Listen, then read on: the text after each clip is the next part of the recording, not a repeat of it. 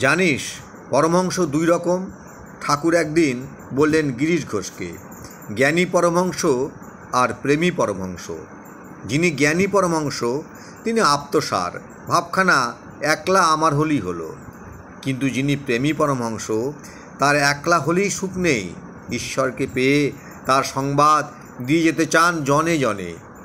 কেউ আম খেয়ে আটিটি পুঁচে ফেলে, কেউ বা আর 5 জনকে দেয়।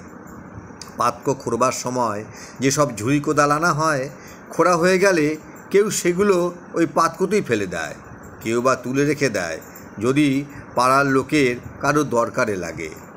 নারদ, সুখদেব ওরা পরের জন্যে ঝুড়ি কোদাল তুলে রেখেছিলেন। গিরিশ ঘোষ বললেন, আপনিও তেমনি। আপনি তবে আমাকে আশীর্বাদ করুন।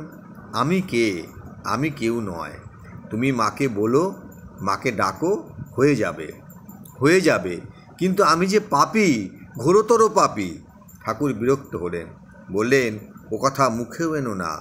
যে নিজেকে সবসময় কেবল পাপী পাপী বলে সে পাপী হয়ে যায়। বলো, আমি মার সন্তান, আমি মাকে ধরেছি, আমার আবার পাপ কি?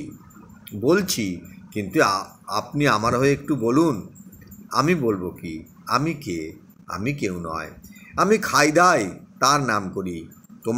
তোমার যদি আন্তরিক হয় সেই তো কথা। ওই আন্তরিকতাটুকুই তো নেই।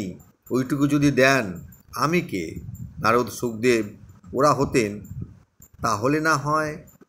নারদ সুখদেবকে পাবো কোথায়? আমরা পাচ্ছি শ্রীরামকৃষ্ণকে। ঠাকুর হাসতে লাগলেন, বললেন, জোশ করে একটা কিছু ধরলেই হয়। আসল হচ্ছে বিশ্বাস, আসল হচ্ছে শরণাগতি।